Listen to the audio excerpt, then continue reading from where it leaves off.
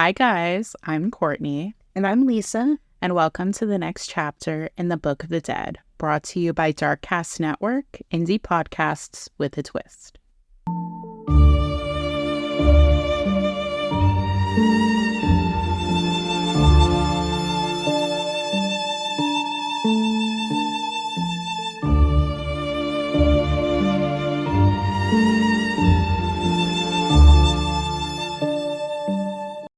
Boo! Did I scare you? No? Well, Darkcast Network has a wicked week of stories coming your way soon that should. I may sound familiar to some of you. I'm Cody from Over the Fence True Crime Podcast. And while my neighbor, Molly, and I are on an indefinite hiatus from our show, you may still hear from me from time to time. I kinda linger. I've really been looking forward to this season's Darkcast Network Halloween special, and it's just around the corner. No tricks, only audio treats for our listeners. Oh, did you hear that? It sounds like the ghouls, the hosts, are coming in to record their stories. Be sure to clear some time October 27th through October 31st for Darkcast Network's Wicked Week coming to a podcast app near you. Hi guys, welcome to the next chapter. Today we have a case that I think everyone needs to hear, which honestly, I'm sure by now most of you have heard of it, because a bigger podcast just covered it, which I didn't realize they were going to do, obviously, but that's okay. It's a case that I briefly touched on when I was on WQEE radio, and the 20th anniversary of this case was on Wednesday, the 18th. So I think it is more than appropriate to talk about this case because justice is still waiting to be served. This is the disappearance of Rachel Goode. Rachel Goode was born on October 6, 1983 in Harrisonburg, Virginia to Carrie Goode and Brenda Brown. And a few years later, Carrie and Brenda had a son named Adam. Carrie wasn't around a lot when Rachel was growing up. He was a truck driver, so he spent a lot of time out on the road with the kids staying with their mother. Around 1990, Brenda and Carrie divorced. It was not an amicable divorce, and they didn't get along after the fact. Her mom ended up remarrying, and according to a blog post by Chris Slater, who wrote about this case in 2012, Carrie said that Rachel didn't have the best time with her mom after Brenda remarried. He recalled one time she had called him saying that her stepfather had taken all of her belongings out of her bedroom and that she was left to sleep on the floor. So it sounds like he was a really strict disciplinarian. Rachel attended Fort Defiance High School and loved the outdoors and hanging out with her family and friends. Her father said that as she became a teenager, she started to run with the wrong crowd and was getting herself into trouble. At a young age, she got pregnant and she had 3 children by the time she was 20, 2 boys and a girl. She was described as a free spirit and a good mother. Friends said that she had the ability to bring out the best in them and how much she loved to talk, with her friend Danielle DeVelle saying, quote, she'd have 30-minute conversations with people at the gas station. And she was great at being a telemarketer, which she did for a little while. She was always down for an adventure and once climbed onto a children's ride at a carnival to encourage her friends' children to be brave enough to go on. So she just seems like kind of like a goofy girl, like little goofy. She liked to do funny things to get her friends' kids to laugh. And yeah, she had kids at a young age, but that happens sometimes. But it seemed like she was a really dedicated mom, really loved her children, loved her friends. Overall, she seemed like a pretty good person. It does, though, seem like she had some run-ins with the law in 2002 and 2003. She was arrested for charges of forgery, uttering, obtaining a service by fraud, obtaining money by false pretenses, and failure to appear. So this suggests to me, at least, that she may have been writing or attempting to cash false checks, but I couldn't tell you for certain because I couldn't find that exact information. I could only find the actual charges. And for those of you that don't know, forgery and uttering are 2 different things but very similar charges. So forgery and uttering are both common law offenses. forgery is defined as the creation and fabrication of a document with the intent to defraud, and uttering is the passing or publication of a forged document that someone else had made with the intent to defraud, according to BostonCriminalDefenseLawyers.com. So basically, forgery is you yourself creating a false document, writing a false check, writing a false will, and uttering is trying to cash a forged check or use a forged will that you yourself did not write. You had someone else do it. So basically the same charge. It's just who created that fake document. Right. In October of 2003, she was 20 years old and 10 weeks pregnant with her fourth child. According to her father, she was attempting to turn her life around. But one night in early October, she had called her father asking to borrow $100, which he said, of course, but only if she went to church that Sunday, which was the 12th. So she showed up and was so excited to tell her father about the man she had been seeing for the last couple of months, a police officer by the name of Adam Williams. So she is so excited. Yes, she's pregnant again, but, it seems like her life is finally going in the right direction. She's dating a police officer. Seems like she's trying to get it together with her run-ins with the law, going down the straight and narrow in terms of the forgery thing. She's trying to make better choices. Right, and create a better life for herself and her children. Exactly. So, her father's pretty happy for her. She shows him a picture of Adam and, this is my boyfriend. He says, that's great. Here's the $100. You came to church. You held up your end of the bargain. That's fine. But that would be the last time Carrie would ever see his daughter. On October 18th, so 6 days later, she was with friends in the Elkton Volunteer Fire Department parking lot at around 6 p.m., which was near the Coin Laundry off Spotswood Trail in Elkton, Virginia. Now, after hanging out with her friends, she was seen driving off in her Dodge Neon. On the 19th, the next day, her best friend is trying to get in touch with Rachel but can't get a hold of her. So what it seems like is that this friend goes to Rachel's apartment and sees Rachel's car, but Rachel is nowhere to be found. So this friend calls Brenda, Rachel's mom. Brenda is obviously concerned when she can't reach Rachel, so Brenda and her son Adam call the police to report Rachel missing. A police officer shows up to take the report, and Brenda says that this officer is shaking so badly as he's taking the report that he can barely hold his pen in his hand. The officer taking the report, you might ask? Well, no, because I think I already know who that would be. Adam Williams is there taking the report. Why is he shaking? Well, one could argue that he recognizes Brenda. That's his girlfriend's mom. Obviously he knows this is very bad. His girlfriend's missing. She's pregnant. I could understand the nerves a little bit. Okay, we'll go with that. I don't think so, but we'll go with that. Yeah, we'll go with your theory. So for the first 4 days, due to the very small size of the police department in Elkton, Adam was the lead investigator. And during that time, family members claimed that he entered Rachel's home and removed things from the home as evidence, although no one seems to know what he took. Wouldn't him being the lead investigator be kind of a conflict of interest?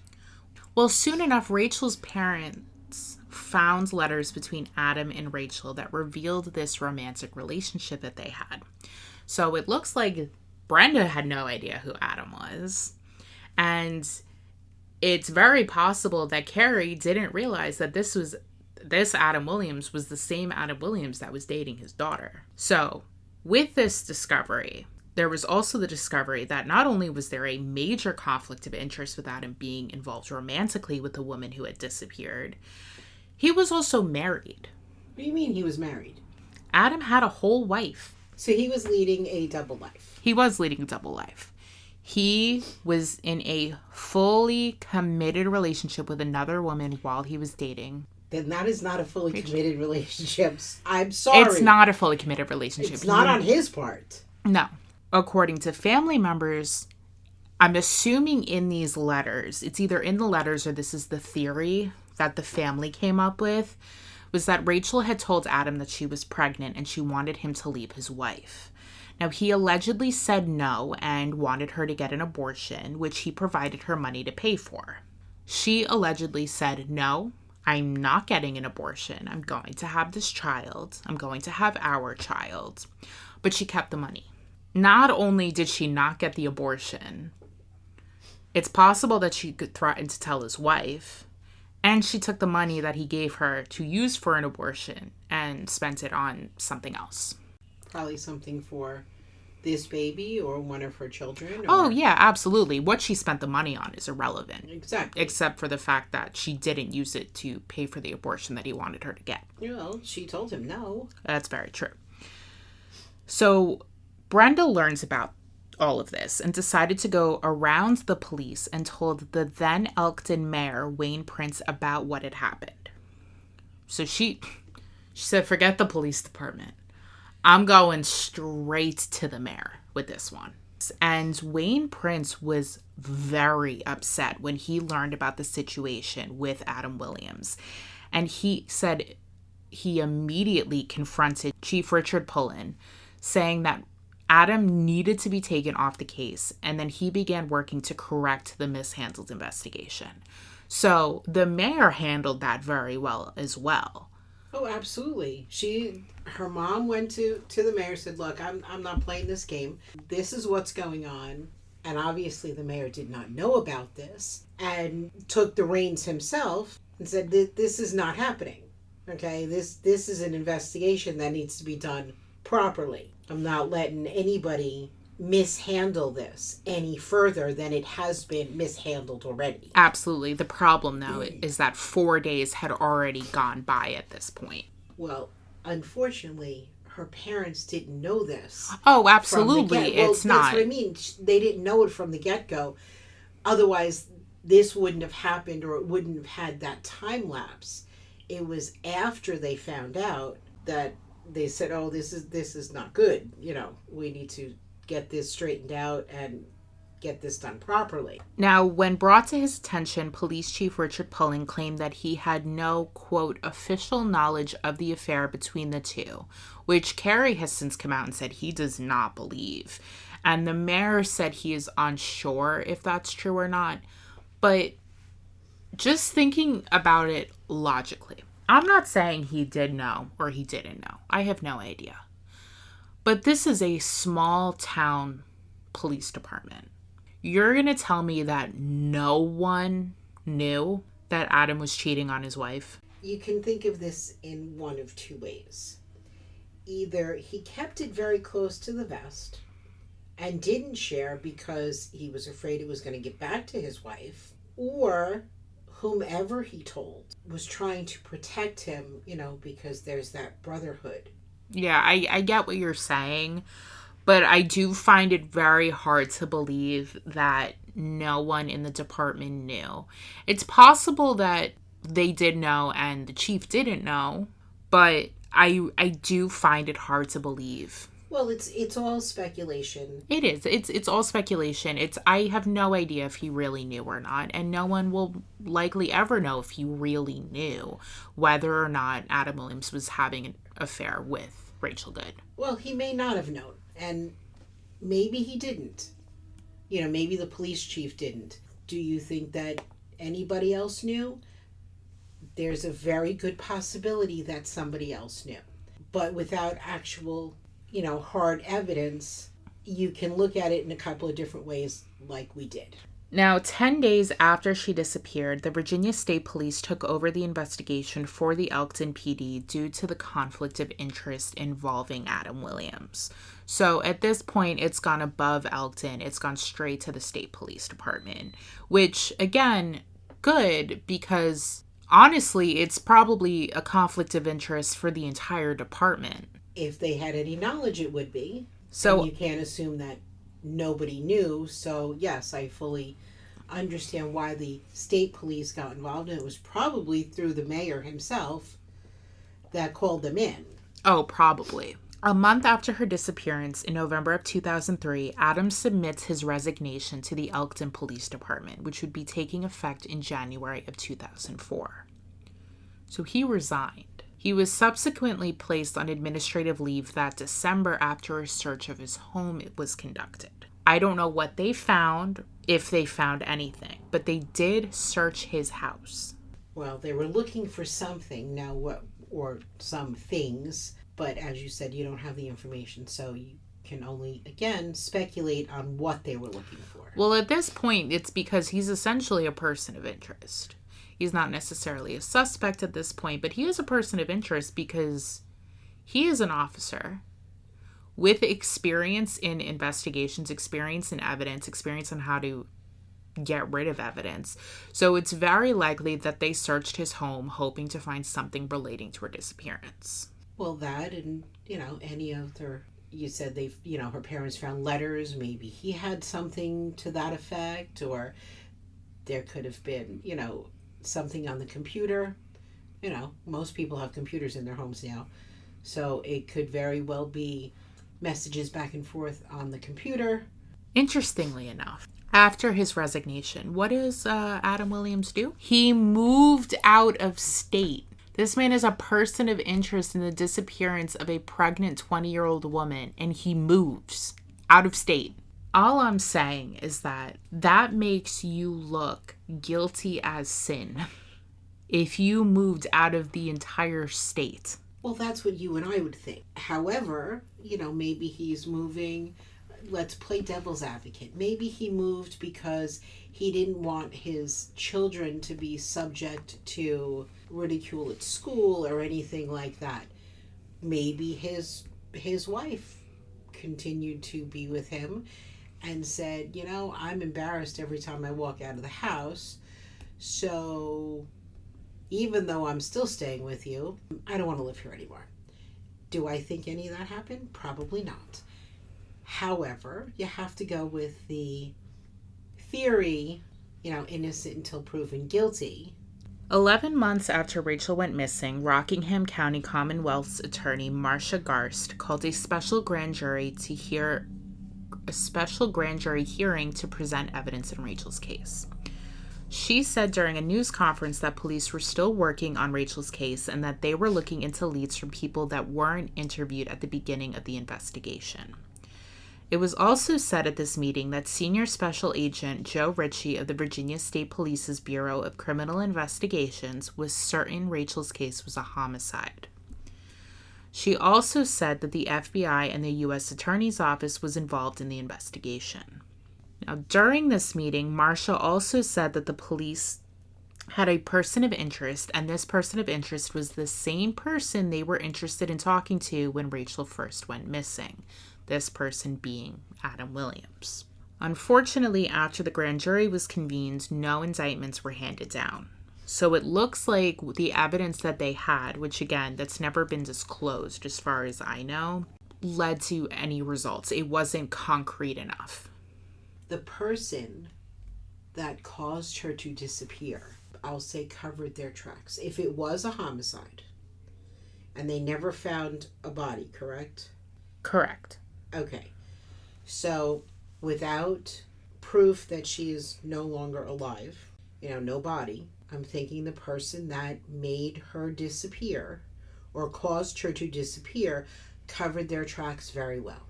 Now, a memorial service was held the year after Rachel's disappearance, with her family trying desperately to hold on to hope that she was still alive.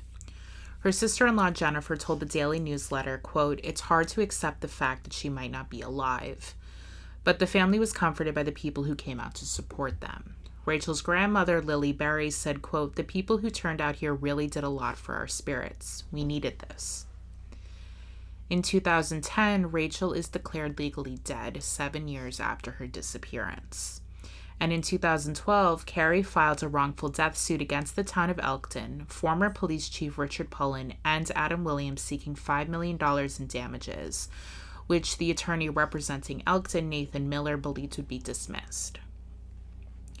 In February of 2014, a judge did dismiss the suit, but only against the city of Elkton and Richard Pullen, not against Adam Williams. And that's most likely because no one could prove whether or not Richard Pullen was actually privy to the relationship. Adam Williams frequently failed to show up for court in this issue, citing medical problems. So he wasn't even showing up to these court dates. On September 16th, 2016, 2 years later, Brenda and Carrie sue Adam for the wrongful death of Rachel, seeking $50,000 in damages. Now, this was actually the second attempt at going to trial, as in the first, Adam failed to show up for court again. However, when the case was to go to trial, Brad Pollock, their lawyer, filed for a continuance at a later date because the Virginia State Police was not providing cell phone records between Rachel and Adam, which Pollock believed was critical to the case. Now, the original records were destroyed by the cell phone providers after X amount of time. They got rid of them, which I understand. But the state police were not providing the copies that they had due to her case technically being considered an active investigation, even though I don't believe they were really actively looking. But because her case was not closed, it was considered active. Because they had no hard evidence that she was killed. Exactly. So technically, it's still open, even though they may have, it may have dried up. Now, they were given 6 months to set a new date, but the following month the suit was dropped over the issue of the cell phone records. I'm assuming the Virginia State Police essentially said it's not happening. Like, don't even bother asking. So in March of 2017, a new suit would be filed against Adam Williams, and in 2018, he was allegedly going to show up for the court hearing, according to his lawyer Braxton Perrier. Now, for this lawsuit, Adam is asking for the suit to be thrown out because the statute of limitations on the wrongful death suit was up, with it being only 2 years. You have 2 years from the announcement of a death to submit a suit for a wrongful death claim. However, Brad Pollock argued that Adam Williams was too late in filing to dismiss the case because he was served on April 24th and he had 21 days to respond, which would have been the 15th of May. But he responded on the 16th. Perrier argued that there should be an exception to this rule as Adam Williams was living in Louisiana and the mail delayed his response. But the update I found in regards to the suit was from Breaking Through News in 2018, and they said that he did appear in court and told the circuit court judge that he tried to file electronically, but he was denied. So basically, to clarify that, he allegedly tried to respond via email, and that was the issue. That was the issue because the response had to be filed through this certified electronic filing system. So basically, if he wanted to refuse without sending it through the mail, he would have had to do it, or had to send his request for a dismissal. He would have had to essentially file it by fax, so they could file it electronically through this system. Doing it through email is not an official avenue, which is why he was denied. A hearing date was allegedly going to be set to potentially hold Adam Williams legally responsible for Rachel's death, as failing to respond in time pushed the suit to default, meaning he could be held liable for damages if found guilty, though he was not being looked at as criminally responsible, which frustrated Pollock because he wanted to take Williams to trial, but he would be denied the chance to do so. So the difference between the two, if someone's being held criminally responsible, they're a crime would have been committed. They have proof that a crime was committed. He could go to jail for that. They could have a trial. Being held legally responsible is essentially saying they don't really have evidence to prove that he caused her death, but whatever he did or whatever evidence they have could prove that whatever he did resulted in her death. And he could be held liable monetarily. No, I was just going to ask if any of this produced any sort of, but did her family get justice in that way? Not as of today. There were no updates on that case. But we all know that court cases take forever. So unfortunately, there's no update, as I said, on any hearing or resolution to that. And Rachel's case is still unsolved and she has never been found. Interestingly enough, Carrie actually stated that he would actually forgive Adam if he was responsible for his daughter's death if he apologized and asked for forgiveness. And by asking for forgiveness, he essentially meant if he got down on his knees and begged God for forgiveness, he would forgive him. He said he just wants to find his daughter and his health is failing. He's in his 70s and that at the time of Rachel's disappearance, quote, they were just kids. He said that he isn't interested in the money either. Quote, I don't want nothing. I don't want a penny. I want my grandkids to know what happened to their mother. That's all I want. Which I understand. Like, the suits, I don't think were ever about money. I think it was just about getting results, like getting the truth. Yeah, getting answers. That's what those are, in essence, for. Yeah. Is to get answers of what happened to their loved one. Now, there are a couple of theories, and I'll go over them. There have been leads about the location of Rachel's body over the years, one being that her body was in a well in Lake Arrowhead. Now, Carrie said that the police went to the location and did discover a well, but it had been covered up sometime around 2012. Now, the price to dig up the well was easily $10,000 to $12,000, so they never did anything with that. Carrie did not have the money to fund it himself, and the police, being small town, didn't have the money to fund it. So nothing ever happened with that. There was also a house nearby the well with a basement that had been remodeled around the time that Rachel disappeared, something that Carrie does not believe to be a coincidence. He said, quote, maybe she was killed in the basement and thrown into the well. It's very possible. It's interesting that the basement of this house was remodeled around the same time. As to who owns the house, I don't know. So I guess it'd be worth looking into to see who owned the home over the years, if it had any relation to either Adam Williams or anyone that was associated with him or Rachel. I think that would be worth looking into. Now, there's also the theory that Adam, if he did kill Rachel, did not do it alone. Carrie believed he possibly had help from his father. According to Carrie, he spoke to Adam's mother. Now, his parents lived in Florida, and she said that her husband would go up to Virginia every spring to see their son. But in 2003, when Rachel disappeared, he went up in October. Okay, so it's a different time. Or did he go both times? That I don't know. All I know is that he went up in October, which is weird if he's never done that. Now, Carrie believed that it's possible that Adam told his father about the affair and that maybe Rachel was threatening to tell Adam's wife about it and her pregnancy, so he came up to take care of it. Carrie believes that Adam could have talked Rachel into driving down to Florida and she was killed there. Which, again, is possible that Adam could have driven over and said, hey, I'm going to leave my wife. Let's run away together. We'll go to Florida. And he killed her there. There's also the issue of the red truck that Rachel's friend saw outside Rachel's apartment. No one knows who it belonged to. But she had other children. She wouldn't have just left her children to run off with him. Exactly.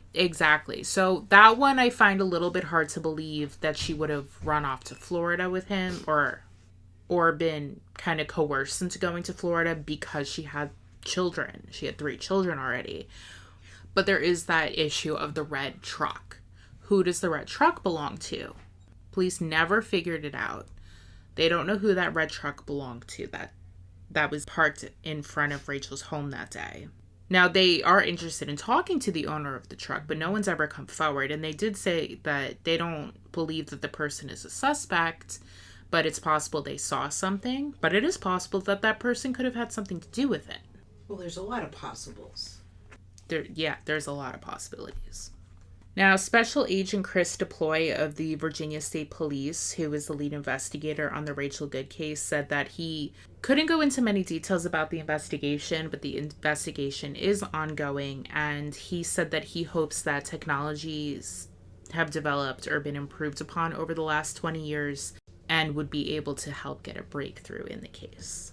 Now, anyone with information on the Rachel Good case is asked to call Agent Deploy at 540-829-7400.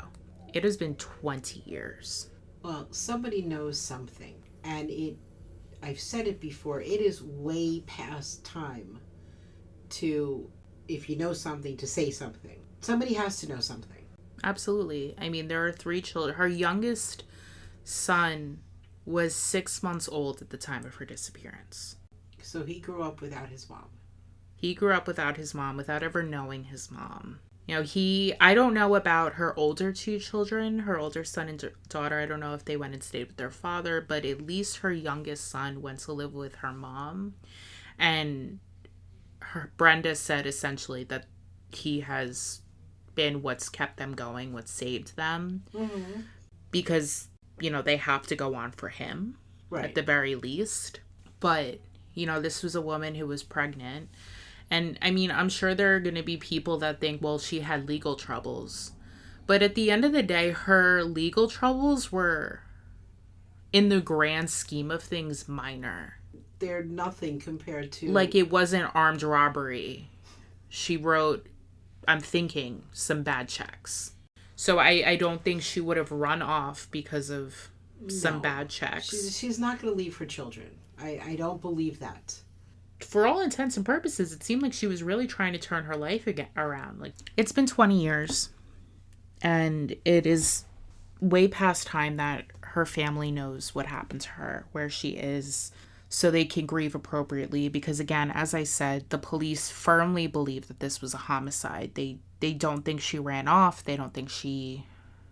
I don't think she ran off either. Again, neither do I. She has children. Again, she had, for all intents and purposes, a brand new baby at home. Yeah. And a baby on the way. Right. She wasn't going to intentionally leave any of them. I don't believe that. Thank you so much for listening. The links or the number will be down below for you to call if you have any information in regards to Rachel Good's case. Please rate, review, share with your friends, all that fun stuff. It really helps us out. And check out our Patreon if you're so inclined. And I hope you are enjoying our collaborations with our fellow podcasts on our spooky week with Darkcast Network's Wicked Intentions. And we will see you guys next week with another chapter of the Book of the Dead. Have a lovely rest of your week. Bye, guys.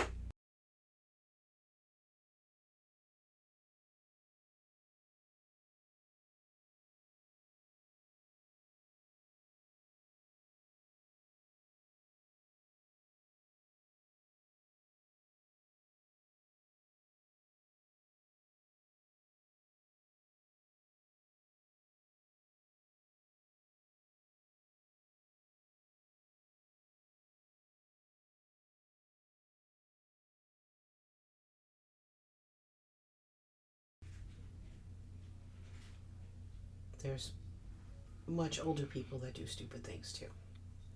That's true. Anyway. Thank you so much for listening to this chapter of the Book of the Dead.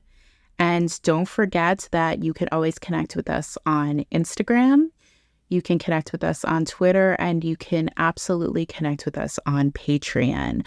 We also have a merch store as well that we have frequent discount codes coming out for, so that you guys can get merch hand-drawn by myself at a better cost. We hope you have a lovely rest of your week. And just remember, please be kind. And don't forget to always stay safe, stay curious, and stay vigilant. Bye, guys. Bye.